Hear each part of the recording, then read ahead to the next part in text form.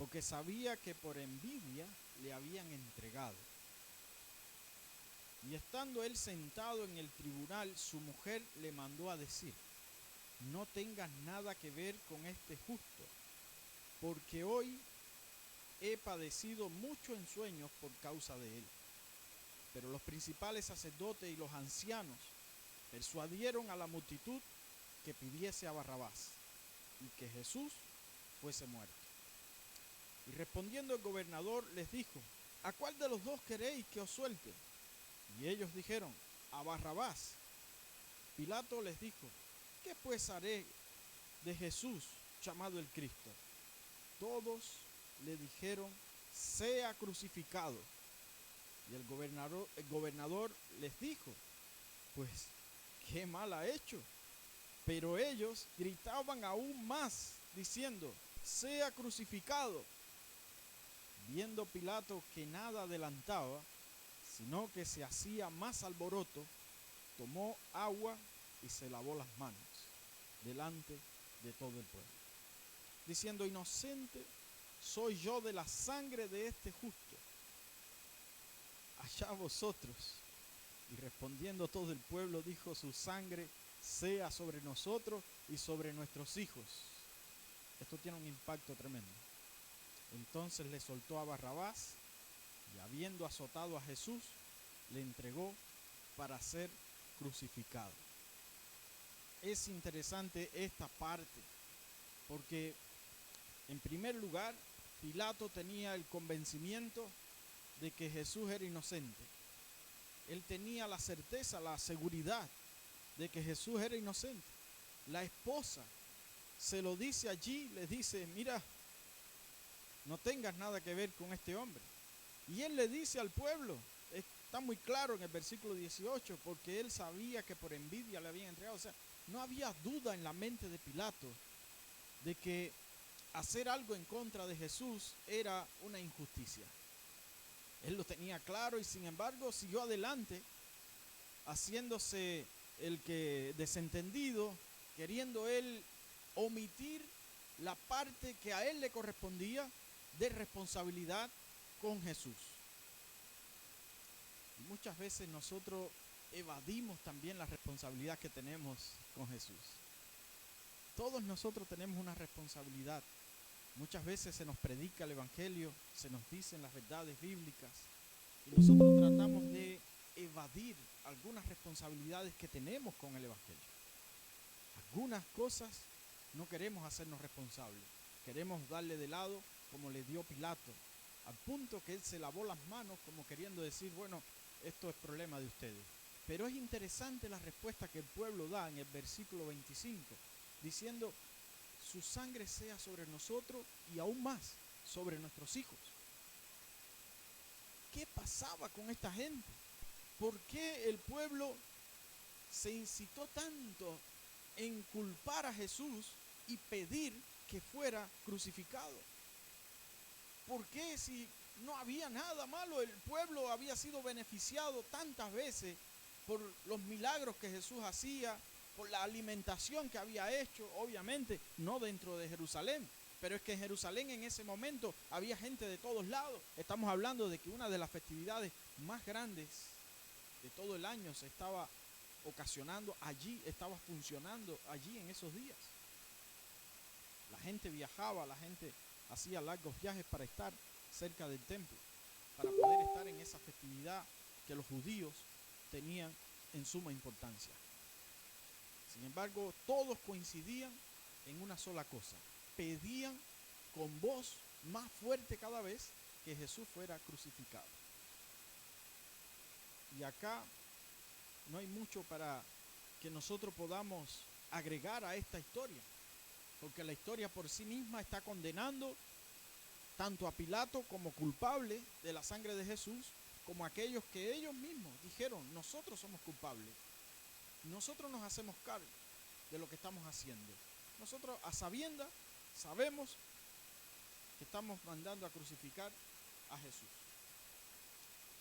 Y si Pilato lo tenía claro que ellos estaban haciendo una injusticia, ¿cuánto más lo tenían ellos por claridad?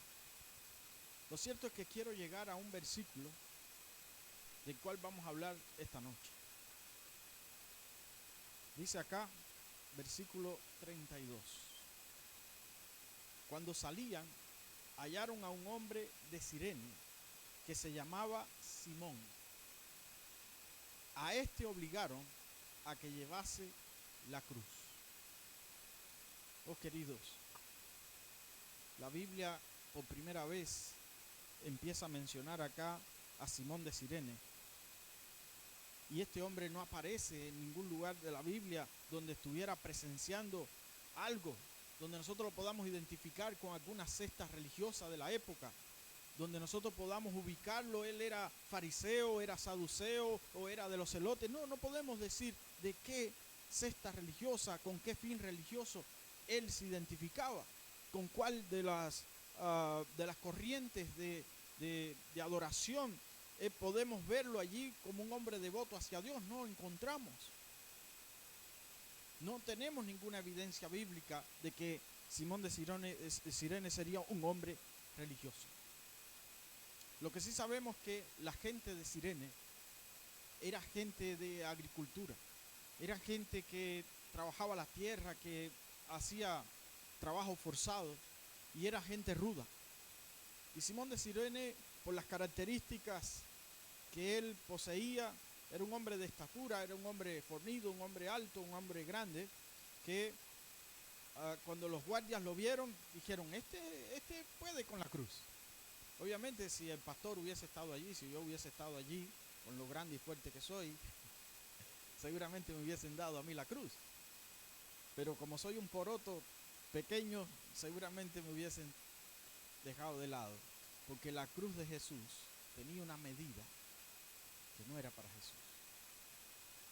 Obviamente Jesús estaba lastimado, había sido azotado, ya era muchas horas donde Jesús estaba sufriendo golpizas, burlas, llévalo de un lado a otro, todo lo que estaba aconteciendo, el estrés y todo lo que lo habían de alguna manera lastimado. Jesús ya estaba débil físicamente, pero más allá de eso, la cruz de Jesús era inmensa, era una cruz grande, porque las medidas de la cruz de Cristo no eran para él, no estaban hechas a su medida. Recuerden ustedes, la misma historia que leí un poquito, dice acá, el versículo 20, pero los principales sacerdotes y los ancianos persuadieron a la multitud que pidiese a Barrabás y que Jesús fuese muerto. La cruz que Jesús llevaba era para Barrabás. Barrabás había sido el prisionero sobre el cual vinieron los carpinteros que se dedicaban a hacer las cruces, la cruz romana, que era terrible, la muerte en una cruz. Anoche hablamos un poco que los romanos buscaron una muerte que fuera terrible, y la muerte en la cruz era un castigo que nadie quería asumir.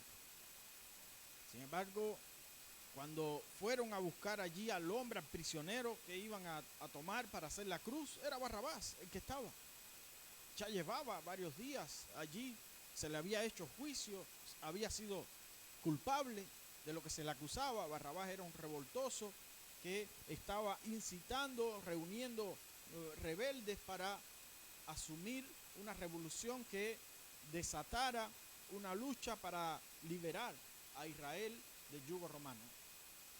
Pertenecía a los celotes, que eran una secta que era muy revolucionaria, era muy luchadora, pero que también, para ellos sostenerse económicamente, vivían de asaltos, de mucha delincuencia, para ellos poder de alguna manera económicamente mantener esa secta, ya que no era legal ni siquiera que ellos tuvieran un lugar en el templo de privilegio como las otras sectas más religiosas. Aunque ellos eran religiosos, se decían ser religiosos, eran bien violentos y hacían de todo para poder tener allí los fines de lucro y sostenerse.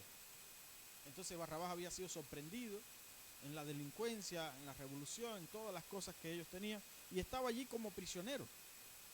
le tomaron las medidas. Era un hombre alto, un hombre fuerte, un hombre que obviamente tenía características físicas superiores a las de Cristo, y la cruz era inmensa. Entonces Jesús quedaba pequeño en la cruz y no era una cruz para él. Jesús estaba llevando una cruz que no era de él. Jesús estaba llevando una cruz que no pertenecía. Nunca se fabricó una cruz para Cristo, porque él no merecía morir, porque él era inocente, porque él no merecía estar en una cruz como fue clavado en la cruz, como fue colgado en la cruz, para allí morir por alguien más.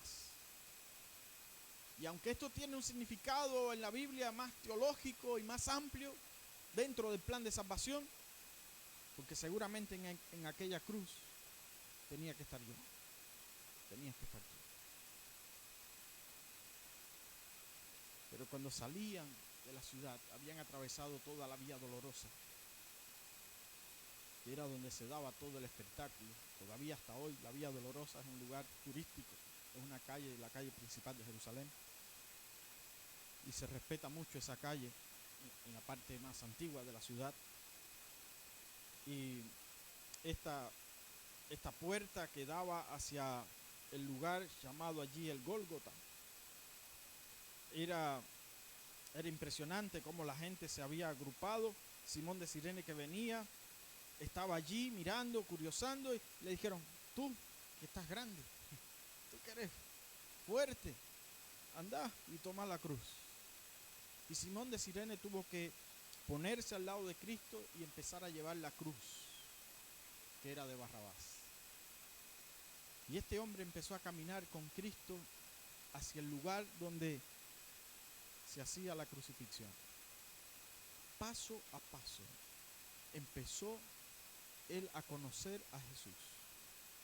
Paso a paso, Simón de Cirene empezó a ver allí cómo aquel hombre inocente del que todos hablaban era un hombre que estaba dispuesto a morir y que no protestó, que no se quejó, que no habló en ningún momento, como sí hacían los otros prisioneros, que no paraban de gritar, de llorar y de lamentarse por lo que estaba sucediendo. Como Isaías 53 dice que Jesús, como un cordero, enmudeció y no abrió su boca.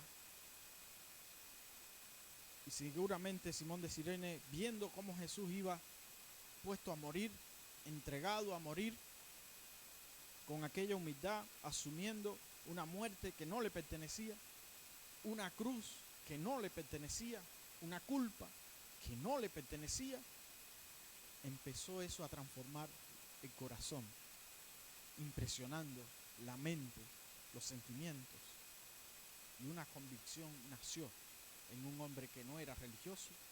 Empezó a creer en el Cordero de Dios. Como todos estaban alarmados por lo que estaba pasando en ese momento, como todos los que estaban allí, viendo que Jesús, que era un hombre que había hecho milagros, que se había hecho famoso por el poder que tenía, que incluso había resucitado muertos, Simón de Cirene, que no había sido testigo todavía de ninguna de esas cosas, que no había visto nunca a Jesús haciendo un milagro, que no había visto nunca a Jesús viendo cómo personas que eran cojas andaban, ciegos andaban, cómo esa gente podían ser alcanzados por la misericordia, pero también por el poder de ese que ahora, moribundo, él llevaba a su lado. Él no vio, no presenció, la Biblia no registra. No tenemos que Simón de Cirene conociera a Jesús antes de este momento. Lo cierto es que Simón de Cirene fue conquistado por Jesús. La tradición dice que toda la casa de Simón de Cirene se convirtió a Jesús. Algunos escritos, como Josefo y otros escritores de la época, comentaron un poco acerca de la conversión de Simón de Cirene, pero la Biblia habla acerca de Rufo, uno de los hijos de Simón de Cirene, allí en Romanos capítulo 16, versículo 13, allí la Biblia nos va a decir a nosotros que Pablo comenta, incluye en sus saludos, dice: saludos a Rufo, escogido en el Señor, y a su madre y mía. O sea que parece que la casa de Simón de Cirene, que antes no la identificamos con ninguna actividad religiosa, se convierte y llega a ser un lugar donde la familia empieza a predicar el evangelio y llega a ser uno de los lugares conocidos por Pablo como uno de los lugares donde estaba establecida la adoración ahora aquel que había sido crucificado inocentemente. ¿Cómo puede pasar que un hombre que venía de una raíz que no vemos en él religiosidad? De hecho, algo que tengo que decirte es que la gente de Cirene no eran personas fáciles. No era un lugar agradable, no era un lugar lindo donde se pudiera ir a hacer turismo necesariamente. Era un lugar complicado. Era un lugar seguramente donde si tú tenías que elegir para ir a visitar, no era allí. No ibas a hacer un tour por esos lugares. Y yo no sé si tú conoces algún barrio acá en la zona, ¿no? Donde tú dirías: yo a ese barrio mejor no entro ahí, mejor no voy a predicar. De hecho, no se registra en la Biblia así que Jesús haya ido a predicar a ese lugar. Pero lo que sí nosotros tenemos registro es de cómo una persona comienza a caminar paso a paso al lado de Jesús, llevando su cruz, y se convierte en un seguidor de Jesús. Y no solo él, hay registros que su familia también fue convertida y alcanzada por la salvación. ¿Cómo nosotros podemos desarrollar esto para asimilar, para ver cómo es? ¿Será que puede ser posible? Si ustedes recuerdan, hubo un momento donde Jesús está hablando, está predicando y está él diciendo: mira, si alguno quiere venir en pos de mí, niéguese a sí mismo, tome la cruz, ¿qué cosa? Y sígueme. ¿Por qué? Porque muchas veces tu conversión no va a venir porque acontece un milagro. Muchas veces tu conversión no viene porque naciste de hijos cristianos, seguidores de Cristo. Capaz que no. Muchas veces tu conversión no viene porque, oye, mira qué tremendo lo que pasó en la iglesia, y te enteraste de que en la iglesia está pasando algo extraordinario y vas a la iglesia y te convertiste en la iglesia porque sí. Capaz que no pasa por eso. Muchas veces tu conversión depende de que tú empieces a cargar la cruz paso a paso, siguiendo a Jesús, como le tocó a Simón de Cirene. Allí tenía que estar Barrabás. Allí debía estar Barrabás en lugar de Cristo y también en lugar de Simón. Simón podía haber dicho: mira, si el condenado era Barrabás, tráiganlo y que lleve la cruz él, porque esta cruz pertenece a Barrabás.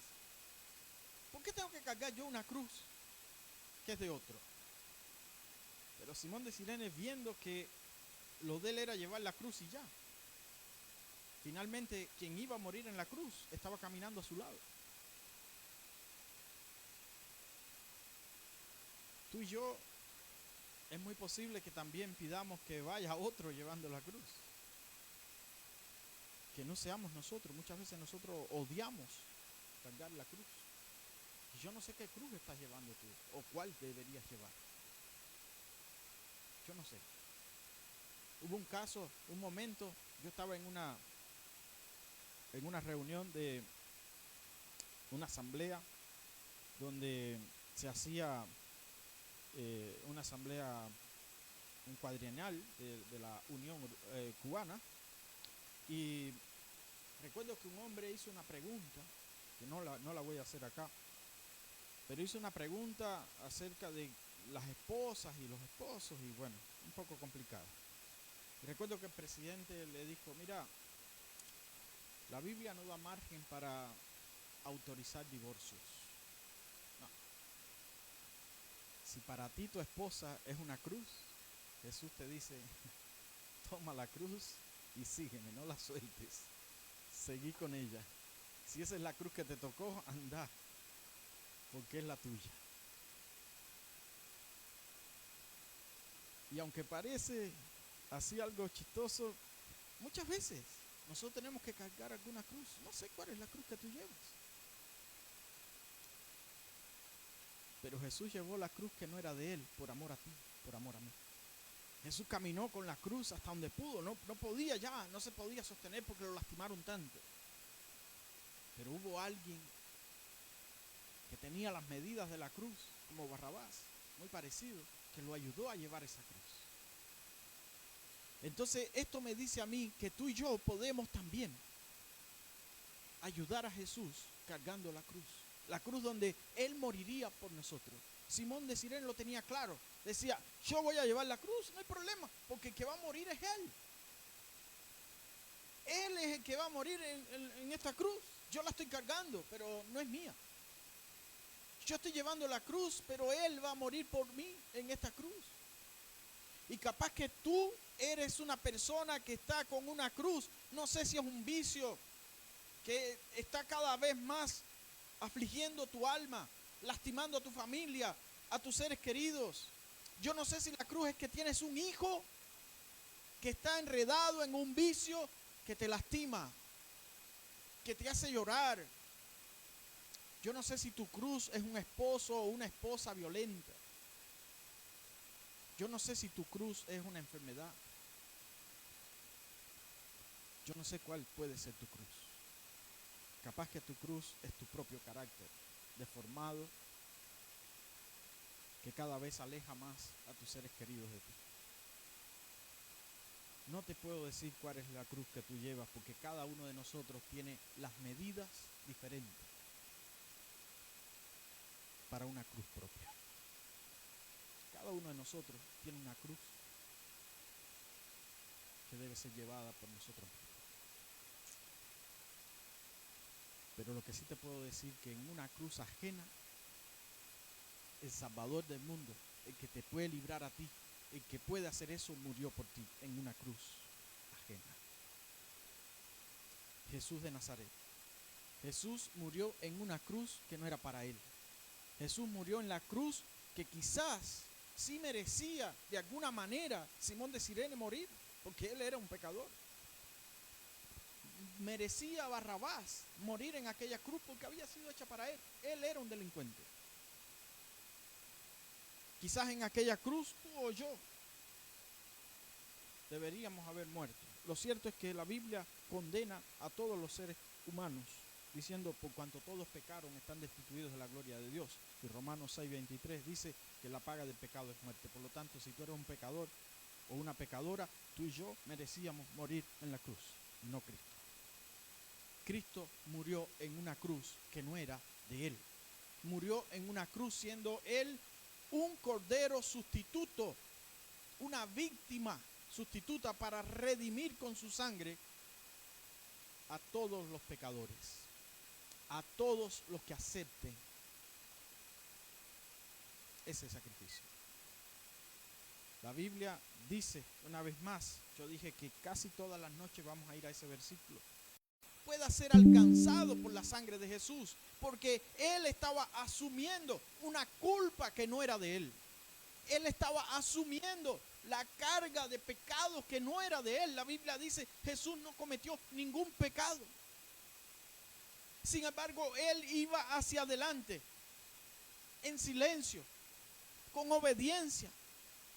Porque vimos anoche que le dijo al Padre, Padre, si es posible, pasa de mí esta copa, pero que no sea como yo quiero. Hágase tu voluntad. Entonces él obedientemente a lo que la ley demandaba que hubiera muerte. La ley demandaba que hubiera allí una víctima que pagara la deuda que los seres humanos habíamos adquirido. Cuando Adán y Eva pecaron, ellos habían transgredido la ley de Dios. Ellos se habían hecho culpables de la transgresión que esto llevaba. Y ellos tuvieron que ver las consecuencias de su pecado. Mas ellos no pagaron el pecado. Ellos no pagaron el pecado. Tú dirás, pero murieron. No murieron ese día porque ese día hubo una muerte sustituta. Esto lo vamos a estudiar bien muy pronto. Pero hoy solo le adelanto eso. Ellos observaron como una muerte sustituta en lugar de ellos murió ese día para ellos no morir. Pero murieron después, pastor. Esa muerte que ellos murieron no paga el pecado. También lo vamos a ver. Pero lo que sí sabemos, queridos, es que nosotros, todos nosotros, hemos pecado. Nosotros hemos pecado. Y merecemos la muerte eterna. La Biblia dice que nosotros somos justificados por la gracia del Señor. Y Jesús nos perdona de todo pecado, porque Él llevó nuestros pecados. En primera carta de Juan, capítulo 2, versículo 1 y 2, dice lo siguiente: hijitos míos, estas cosas escribo para que no pequéis. Y si alguno hubiere cometido pecado, abogado tenemos para con el Padre a Jesucristo el justo.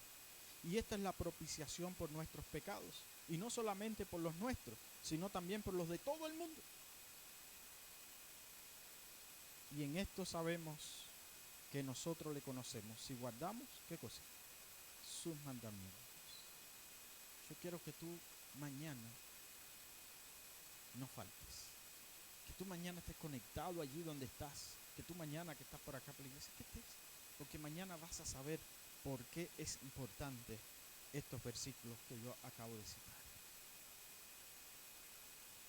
Porque tu salvación tiene una oportunidad que si tú la dejas pasar, será demasiado tarde después. No puedes dejar pasar la oportunidad de gracia que Dios nos está dando. Jesús murió por todo el mundo, sí, pero no todo el mundo se va a salvar.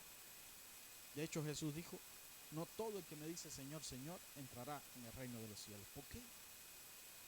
No es que murió por todo el mundo. No es que en aquella cruz que no era de Él estaba allí dispuesto a morir por todo el mundo. No es que Juan 3:16 dice que Dios entregó a su Hijo amado de tanto que amó al mundo. ¿Sí? No es que acá dice que Él murió no solo por nuestros pecados, sino por los de todo el mundo. ¿Sí? Pero no todo el mundo quiere volverse a Cristo y empezar a vivir como Él anduvo, andar como Él anduvo. No todo el mundo está dispuesto a eso. No todo el mundo está dispuesto a tomar la cruz y seguirlo. No todo el mundo está dispuesto a andar con Jesús paso a paso con una cruz encima. No, nosotros queremos cristianismo sin cruz. Y eso es imposible. No puede haber cristianismo sin la cruz. La cruz es un símbolo del cristianismo. Ya no es un símbolo de castigo, no es un símbolo de muerte romana, no es un símbolo que pasó a la historia de las barbaries romanas. Es un símbolo de salvación. Y la cruz es un símbolo donde nosotros debemos ser parte, insertados allí en ese sacrificio que Cristo hizo. Nosotros no somos salvos por un sacrificio, así no es. Somos salvos por la gracia del Señor a través de un sacrificio que hizo por amor. Sin embargo, todos nosotros merecíamos morir en una cruz. Todos nosotros merecíamos morir la muerte que Cristo murió. ¿Cuál es la muerte que Cristo murió? Si yo te pregunto a ti, que me estás observando allá donde estás, ¿qué muerte murió Cristo? ¿Cuál fue la muerte? Yo quiero que tú escribas ahí en los comentarios. Mira, Él murió una muerte vicaria. Bien. Él murió la muerte inocente. Muy bien. Pero hay una respuesta que yo quiero que tú pongas ahí. Murió la muerte tal. Porque esa muerte es la que pagó tus pecados. Y de esa muerte vamos a hablar. La muerte que pagó tus pecados. Tiene un nombre en la Biblia. que no ha muerto nadie más. Solo Jesús murió esa muerte. Por lo tanto, yo te invito para que tú puedas estar con nosotros, seguir todas las noches, porque una noche de esta vamos a hablar acerca de qué muerte fue la que murió Jesús para pagar nuestros pecados. Yo no sé si para ti el bautismo es algo que tenga algún valor. Yo no sé si tú tienes de alguna manera alguna experiencia porque ya fuiste bautizado o bautizada y experimentaste esto. Pero la Biblia dice ahí en el capítulo 3 de Primera de Juan, versículo 14, dice: nosotros sabemos que hemos pasado de muerte a vida, en que amamos a los hermanos. El que ama a su hermano permanece en muerte, el que no ama a su hermano permanece en muerte, y todo aquel que aborrece a su hermano es homicida. Y ahí empieza a hablar eso. Pero que pasamos de muerte a vida, ¿cómo se puede hacer eso? ¿Cómo uno puede pasar de la muerte a la vida? Porque ese es el gran misterio que tiene a la humanidad sufriendo. Los seres humanos se agobian, se matan, pensando en la muerte, se matan. Porque la muerte es algo que todavía no ha sido descifrado para los seres humanos que no han conocido a Cristo. Pero el viernes vamos a hablar, el viernes, anótalo, el viernes 10 de abril, vamos a hablar acerca del gran milagro de la resurrección que te dio la victoria a ti y me la dio a mí. Anótalo ahí, te lo adelanto. ¿Tú quieres seguir a Jesús? ¿Estás dispuesto a seguir a Cristo? Porque seguir a Cristo implica cargar una cruz. ¿Estás dispuesto a cargar una cruz? ¿Estás dispuesto a llevar la cruz? Hace pocos días celebramos un bautismo. Ahí tenemos como testigo al hermano Juan Lima, que nos acompañó. Nosotros estudiamos con una familia ahí en Barrio Artigas, que íbamos de continuo. También estuvo el año pasado Michael acompañando a esta familia, dándole muchos estudios bíblicos. Hicieron muchos cursos bíblicos. El año pasado no fue posible que fueran bautizados Jessica y también su esposo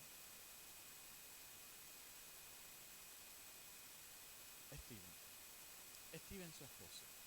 Steven es un muchacho que hacía muchas preguntas en los estudios bíblicos. Se miró las series bíblicas de Moisés y de Jesús. Y estaba inquieto por saber, por conocer más de Jesús. Pero sus vidas no estaban organizadas. Sus vidas venían con las cosas que el mundo obviamente practica. Y ellos no estaban casados legalmente, ellos estaban viviendo en concubinato, tienen 2 hijitos preciosos y ya tienen una familia constituida, pero no estaban casados, estaban en pecado. Y cuando llegamos a un estudio bíblico, recuerdo que empezaron a hacer preguntas, porque el estudio bíblico, la Biblia, los empezaba a poner de frente con sus faltas. Y nosotros les dijimos: acá hay que casarse para poner las vidas de acuerdo con lo que la Biblia, la voluntad de Dios demanda. Y Steven y Jessica estuvieron ahí conversándolo durante algunas semanas, hablaban y hablábamos en los estudios bíblicos de esto. Y un día nos dijeron: sí, nos queremos casar. Queremos poner nuestras vidas como Dios manda. Pero pastor, queremos que el día que nos casemos, nos bauticemos. ¿Cómo puedo hacer? Sí, queremos casarnos. Y queremos casarnos en un lugar así donde que sea natural, un lugar, menos mal que era en pleno verano ahora, ¿no? El año pasado esto no pudo ser. Pasaron algunos bautismos, estuvimos por allá por el Paseo Alemán, hicimos bautismo, se bautizó una de sus hijitas en la iglesia de Ceibal y todo, pero ellos, como no tenían sus vidas todavía arregladas, tenían varias cruces, no con una cruz, tenían muchas cruces encima, y ellos dijeron: queremos, por la gracia del Señor Jesucristo, hacer lo que Dios manda, seguir a Jesús como Jesús pide. y organizamos todo. Acá en Salto se complica mucho para hacer un casamiento y que salga así pronto. Y allá Juan, que tiene contactos por todos lados, es como el Papa, tiene contacto en todos los rincones del planeta Tierra, parece. Allá consiguió, y en Belén, allí conseguimos para hacer el casamiento. Hicimos el casamiento de Jessica y Steven, y allí hicimos los bautismos, allí mismo en Belén. Algunos hermanos de la familia y todo, ¿no? Nos acompañaron, fuimos en varios autos, estuvimos allá, hicimos el casamiento. Fue un viernes de mañana. El agua estaba espectacular. Lo que estaba difícil eran las piedras para entrar y salir. Pero yo feliz, porque en el rostro de ellos había una felicidad tremenda de abrazar la cruz de Cristo, de decir: yo quiero ser cristiano. Nosotros queremos que nuestra familia pueda ser una familia cristiana. Lo más impresionante fue que en el regreso ellos viajaron, su familia viajó en mi auto. Nosotros veníamos conversando de todos los triunfos y victorias que ellos habían luchado durante esa semana. Fue terrible para ellos, muchas decisiones, muchas cosas. Y ellos me comentaron: pastor, nosotros no le habíamos dicho, pero hay algo que les tenemos que decir. Nosotros, ellos cocinan empanadas y cosas que ellos llevan a ciertos lugares, surten lugares de venta, algunas cafeterías, cosas que, no sé cómo le llaman acá, almacén, no sé, que venden así cosas para comer pronto. Y nosotros surtimos esos lugares. Cada día llevamos las cosas preparadas, incluyendo el sábado. Sí, bueno. Pero nosotros decidimos que le planteamos a los dueños de los negocios que ya no vamos a llevar más los sábados. ¿Cómo? ¿Y qué pasó? Y algunos ahí medios enojados, como que no les gustó la idea, porque obviamente tienen muchos clientes y siempre vienen y comen de nuestros productos. Entonces ahí quedamos medio malos con algunos y demás, pero dijimos: el viernes cerramos, porque el sábado es del Señor. ¿Usted qué dice, pastor? Yo bien, yo feliz. Está bien la decisión, buenísimo, porque van a ser guardadores del sábado. Y después me dijeron: pastor, lo cierto es que ellos aceptaron que nosotros cocináramos el viernes doble porción. La porción del viernes y la porción del sábado. Para ellos hacer las cosas como Dios manda. Yo nunca vi a gente que, terminados de bautizar, miren, el día que yo me bauticé, yo pensaba que yo cuando me bautizara iba a tocar el cielo ya con la mano. Yo iba a ser ya un santo. Y oye, o sea, para mí todos ustedes son santos y yo menos santo que ustedes, pero santo. Y yo dije: el día que me bautice ya todo va a ser diferente. Sin embargo, yo me bauticé, salí del agua, viajé hasta mi casa, y cuando llegué a casa llamé al pastor. Recuerdo que mi madre tenía un teléfono de aquellos que metías el dedo en una rosquita y para atrás y llamé al pastor. Le dije: pastor, ¿qué pasó? Dime, ¿qué pasó? Y dije: mira, hay que fijar otro bautismo porque no funcionó. No funcionó. No, conmigo no pasó nada. ¿Y qué tú querías que pasara? Me dice el pastor. Y no sé, yo miro a mi suegra, la miro con los mismos. Yo miro a los demás, no, santo no soy. Pero mira que acabaste de nacer hoy. Tuviste un nuevo nacimiento, un bebé recién nacido. Yo nunca vi bebé recién nacido ya tomando decisiones tan importantes como las de Steven y Jessica, de serle fiel al Señor guardando el sábado. Eso para mí fue muy bonito, muy importante, porque ellos tomaron la cruz y empezaron a seguir a Jesús. Pero yo tengo que preguntarte otra vez: ¿tú quieres seguir a Jesús? Como Simón de Cirene, que tomó la cruz, que no era de él tampoco, pero tomó la cruz y empezó a seguir a Cristo, hacia donde Cristo iba a morir por sus propios pecados. Los pecados de Simón, porque Cristo no tenía pecado. Los pecados tuyos, porque Cristo no tenía pecado. Los pecados míos, porque Cristo no tenía pecado. ¿Será que tú quieres tomar la cruz? y empezar a seguir a Jesús?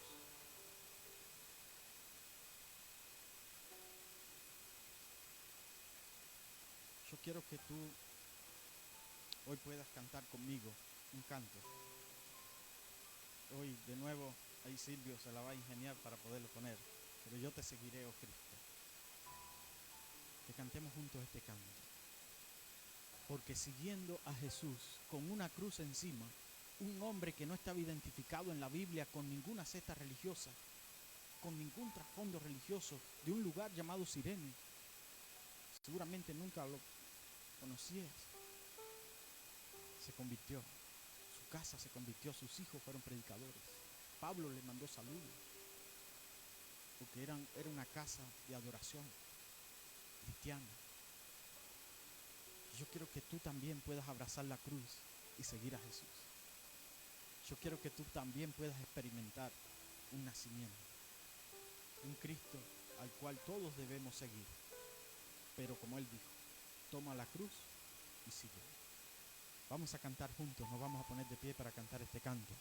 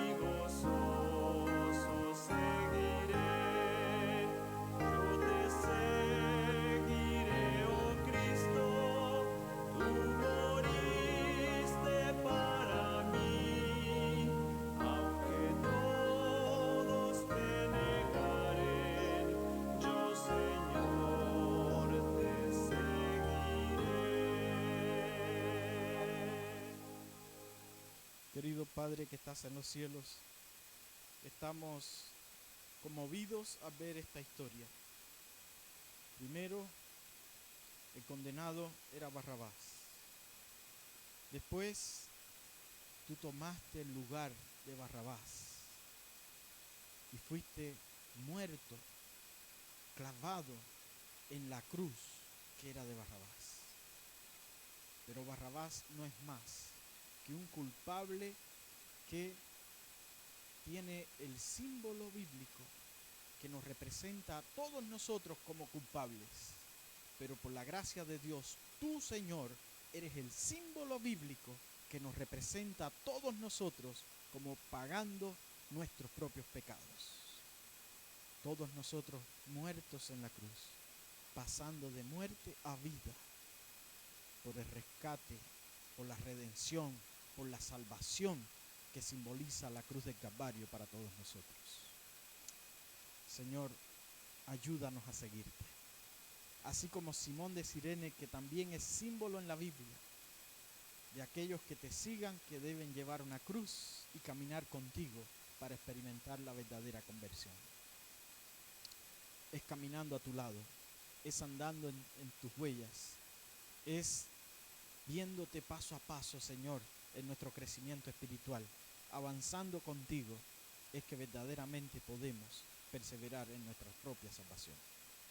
Convertirnos es una tarea, Señor, que el Espíritu Santo hará todos los días de nuestra vida, porque no es solamente un momento. Necesitamos una conversión todos los días. Necesitamos experimentarte, necesitamos andar, necesitamos caminar, necesitamos, Señor, estar a tu lado. Y Simón de Cirene es el mayor ejemplo. Ayúdanos a seguirte, como decía este canto, dejar el mundo y seguir a Cristo. Ayúdanos, Señor, a que mañana podamos estar en este lugar, dándonos cita contigo nuevamente a las 19:30 para ver cómo un hombre condenado a muerte a tu lado, siendo culpable, encontró la mayor promesa que tuvo en su vida, y es estar contigo en el paraíso. Por eso mañana necesitamos estar aquí, Señor. Por eso mañana queremos darnos cita contigo aquí para seguir hablando acerca de la pasión de Cristo, cómo nos salvó, cómo rescató, pagó por nosotros. Danos tu bendición en esta hora y ayúdanos a regresar a nuestros lugares, siempre con la protección de tus ángeles. En el nombre de Jesús lo pedimos. Amén.